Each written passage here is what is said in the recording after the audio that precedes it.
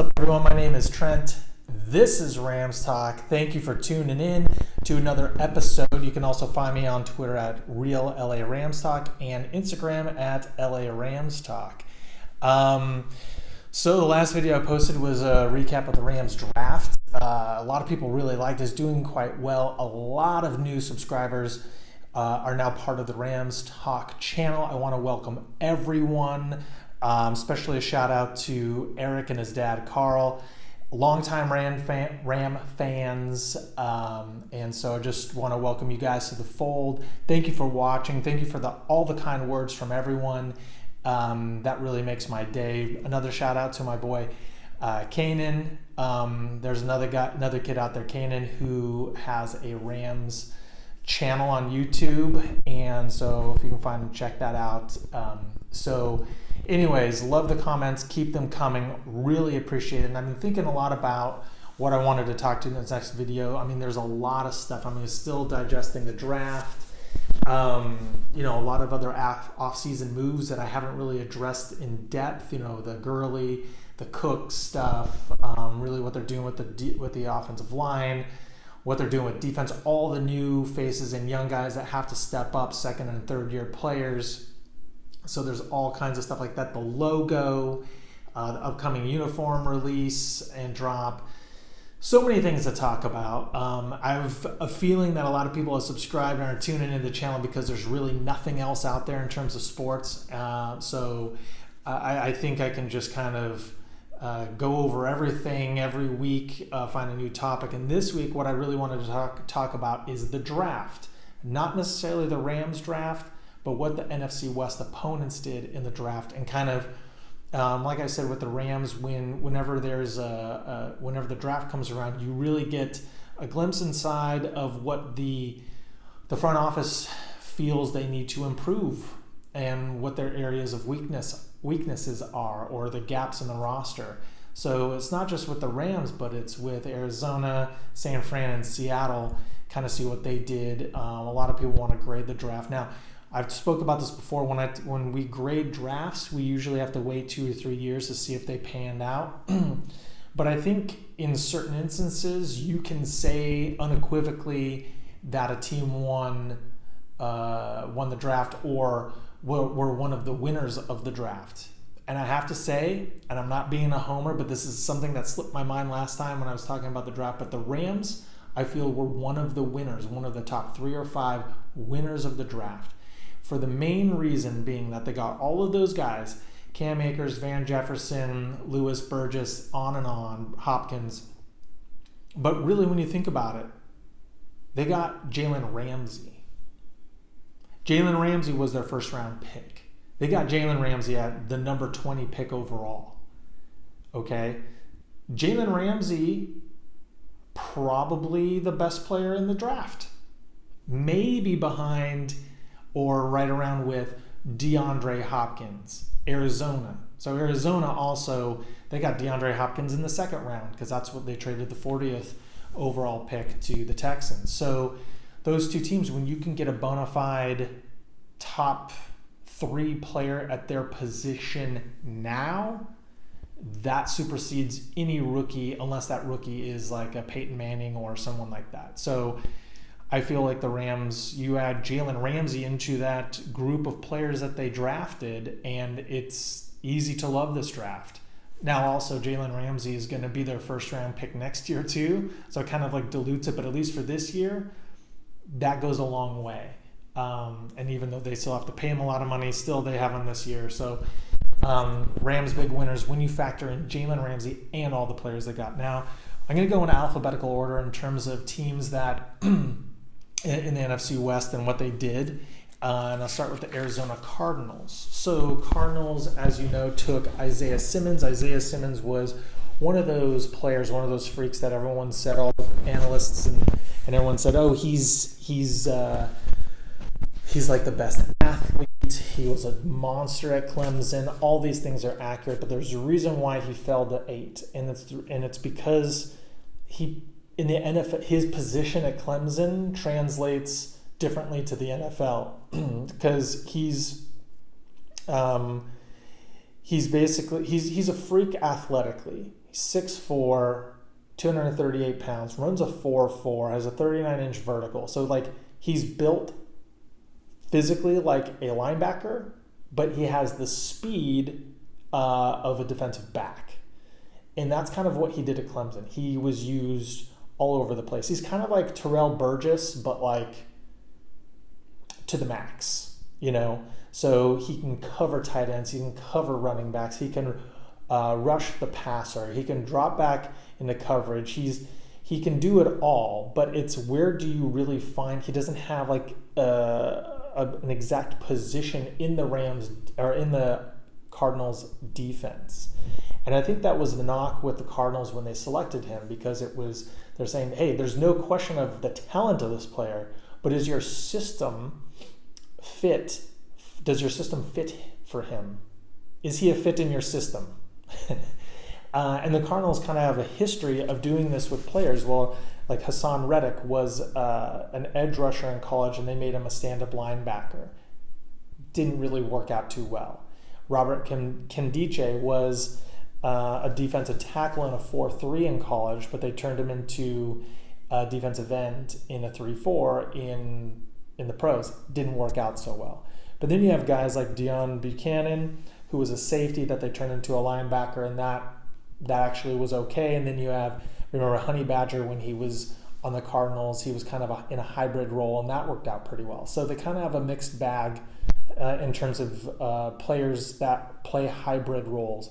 I expect to see him, he's really not going to be in their base defense. He's going to be in sub packages. One evaluator said, use him as when they have a nickel package, use him there and start, like reverse engineer it from there. But he'll be there moving all around along with Chandler Jones, and has the opportunity to really, wreak some havoc if they can find the right niche for him. Even Steve Keim, the GM, who's the defensive coordinator, Vance Joseph, he was talking about using Isaiah Simmons in guarding Kittle and the running backs in the backfield for the 49ers. So if you think of him as basically like a coverage guy for Kittle, for Higbee, for Greg Olsen, guys in the NFC West, then that makes a lot of sense. But using the 8th pick on him is I don't want to say questionable, because they probably took the best player, but a little questionable. So you also think about in the second round they get DeAndre Hopkins. So would you rather have Isaiah Simmons and DeAndre Hopkins, or would you rather have CeeDee Lamb, Jerry Jeudy at 8, and then whatever linebacker is available at 40? Now, there weren't any linebackers the equivalent of Simmons at 40, and definitely not the equivalent of what DeAndre Hopkins is for receivers at 40. So by going linebacker and then receiver, they address needs. In fact, 3 of their first 4 picks outside of DeAndre Hopkins were defense, because the Cardinals were putrid defensively last year. So they went Simmons. Obviously, Hopkins was their second-round pick, their third-round pick there. So like the actual next pick they had was a 72nd overall, and they took offensive tackle Josh Jones out of Houston. That was a guy that a lot of Rams fans on Twitter were hoping would fall, that the Rams would take. He was projected to go much higher than 72. Right now he's projecting as a right tackle. However, they have a ton of right tackles on the roster. Marcus Gilbert at right tackle and another guy at right tackle. So, he still could win the job in preseason, but the left tackle right now is DJ Humphries. Also, Kyler Murray was running for his life last year, so help along the offensive line is sorely needed for the Cardinals, and Josh Jones is a very good value pick there. And then with the 114th pick, they took a defensive tackle out of Utah, Leki Fotu, and he's an immediate rotational player, if not starter at nose tackle. I think that was actually a very good pick as well. So I think the Cardinals drafted quite well. They took a defensive lineman, Rashard Lawrence out of LSU at 131. Then a special teams guy, linebacker at 202. But then their last pick, Benjamin out of Arizona State, I think that's a solid get at that point in the draft, having a backup running back or a third stringer. Benjamin did have a little bit of buzz around him prior to the draft. So, yeah, all in all, pretty good. I think that a lot of the Arizona's a lot of people have them as a sleeper team. Some people, some pundits, some idiots out there have them, third place, and the Rams being last, which honestly, I see the Rams really solidly in the number 2 spot in the NFC West. But the Cardinals, they didn't really address their offensive line other than Josh Jones. I don't think anything's going to be much different, though, in terms of Kyler Murray running for his life, maybe not getting running lanes for Kenyon Drake. But they have DeAndre Hopkins. They have Isaiah Simmons. They have a lot of talent. They upgraded their talent. So, Cardinals, not bad. Not bad. We'll see how that translates. Let's see if that defense, though, is actually upgraded. And it's not, last or second to last in the NFL. I mean, as far as I'm concerned, I hope it's the last. So moving on to San Francisco, we all know a lot of people had San Francisco winning the draft because, they traded DeForest Buckner. They got the extra first-round pick, which they took Javon Kinlaw out of South Carolina, I believe, defensive lineman. Basically stepping in, replacing DeForest Buckner at a fifth of the price. So their thinking was, John Lynch was thinking, his thinking was Javon Kinlaw, because so DeForest Buckner was going to be up for a big payday, and or he already got paid. Eric Armstead was. So they're like, should we keep DeForest Buckner and let Eric Armstead go, or keep Eric Armstead and flip Buckner for the 13th pick, right? So basically they keep Armstead, they get Armstead and Kinlaw instead of Buckner and no one. And that Buckner is a better player than either one of those guys. But, if you're looking at it, from a macro view of GM, you're thinking, I'm going to go with a cost-controlled player for 5 years, hopefully lives up to the billing. All indications are that Javon Kinlaw is a freak and a really good player, but I guarantee you he's not going to be DeForest Buckner next year or this year, right? So no matter how you slice it, they're taking a step back at that position, even with a top rookie. He could surprise us. I doubt he'll be DeForest Buckner in his first year, if ever. But you make that choice between personnel along the line. So, at the end of the day, I believe it's a good choice, because if you're the 49ers front office, you got to think about re-signing Kittle. He's up for a new contract. So you have to, that also factors in, you get rid of Buckner. Now you can pay Armstead. You get the rookie coming in, Kinlaw, frees up cash to re-sign Kittle. They also had to make other moves in order to re-sign Kittle. Those other moves, they traded Marquise Goodwin and they traded Matt Breida for picks in the draft, and then they flipped, I think, one of those picks to Washington for Trent Williams. Now, before I get to Trent Williams, we have, the receiver out of Arizona State. I want to say Aiyuk. So he comes in. He's going to be opposite of Deebo Samuel. I think that's a good selection. One of the things that we forget, and we say this is such a deep receiver draft. This goes for Van Jefferson as well, Jerry Jeudy, CD Lamb, Henry Ruggs, Rager, all of those guys. Receivers are the ones that, of the skill position players, are the ones that have the toughest time translating to the pros. So I think we just need to kind of slow down and thinking that every one of these receivers that was taken in the first 2 rounds, maybe 3 rounds, are going to be all-pro caliber players. I hope for the 49ers' sake that Aiyuk is not. And I hope that Van Jefferson is. But, that was a position of need, upgrading receiver. Because Marquise Goodwin, let's just face it, was just, I want to say he had just a handful of receptions last year and never really was, he's a rotational receiver, but not like a main go-to guy.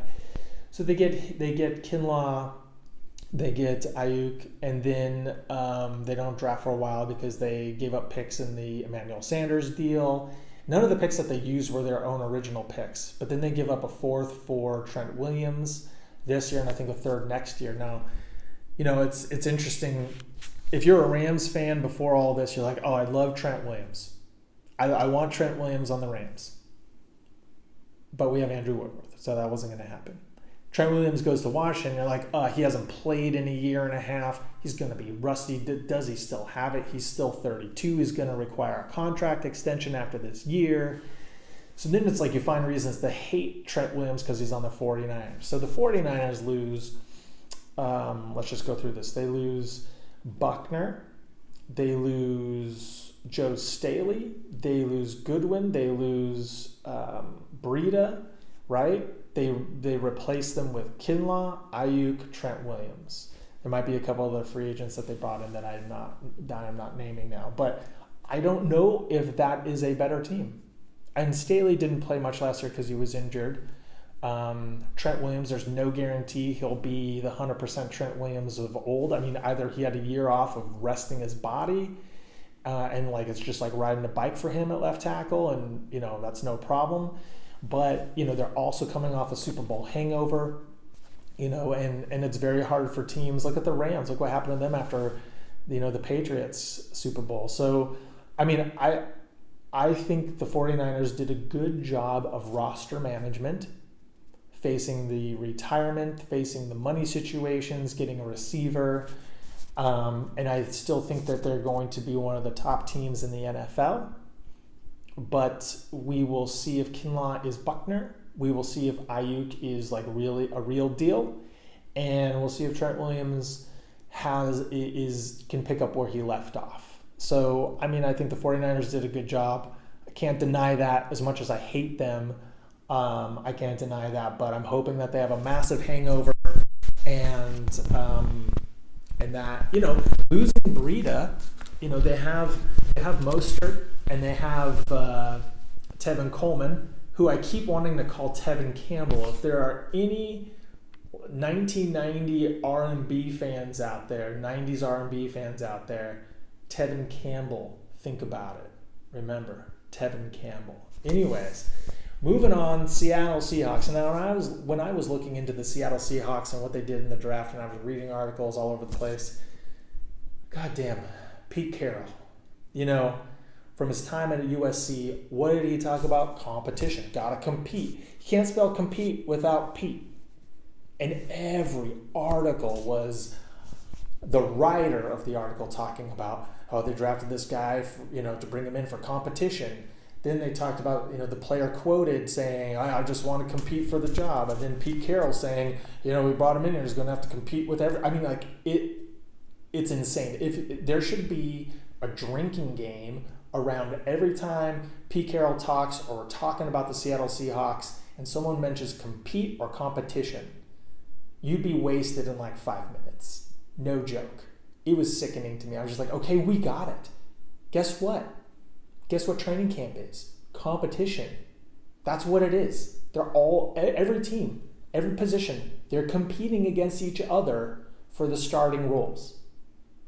You get the idea. Anyways, so Seattle actually, I feel, had an underwhelming draft. And not that they didn't draft good players. But I mean, I think the knock on Seattle has been that their drafts recent years have sucked. Going back to Rashad Penny a couple of years ago, hasn't really done anything, first round pick. Last year in the third round, they took a guy by the name of Cody Barton in the third round, linebacker. Guess who they took in the first round this year? Jordan Brooks, a linebacker. So they have Bobby Wagner, they have KJ Wright. Now, Rams fans, we were looking at Jordan Brooks, Jordan with a Y, Jordan, as a potential pick in the second or third round, but he went in the first round. And I think a lot of people like Jordan Brooks. He's got a high motor out of Texas Tech, lots of tackles, but he is, I guess the analysis on him is that he is great in against the run, but he's lacking a little bit in coverage skills. And all these analysis and evaluations, they're not final. They're just, kind of where these players are at this stage in their development. But he's lacking he's lacking the pass coverage skills as a linebacker. You're also thinking, why did they spend their third round pick on their fourth linebacker behind Wagner, Wright, and Barton? Well, number one, KJ Wright just had shoulder surgery, so will he be ready to play in the season if there's a season? Cody Barton, maybe they just don't feel like he was, they hit with him, so they want to get a replacement. So a lot of evaluators, though, really like Jordan Brooks. And they're saying that he has that, he'll fit in very well in Seattle, and with what he brings in maybe 3-4 years down the road, people are like, wow, a lot of people missed on Jordan Brooks. So I don't like it. I'm not against the player. I think it's more or less based on team needs. Why did you go linebacker right there? Because they needed help in the secondary. They needed help on the offensive line. They needed help at receiver or running back. So linebacker really wasn't like in their focus. But their second round pick, 48 overall, Darrell Taylor out of Tennessee, edge rusher. He was the highest rated edge rusher in SEC play last year, according to Pro Football Focus. They took him over Terrell Lewis, who the Rams got. They took him over AJ Epinesa out of Iowa.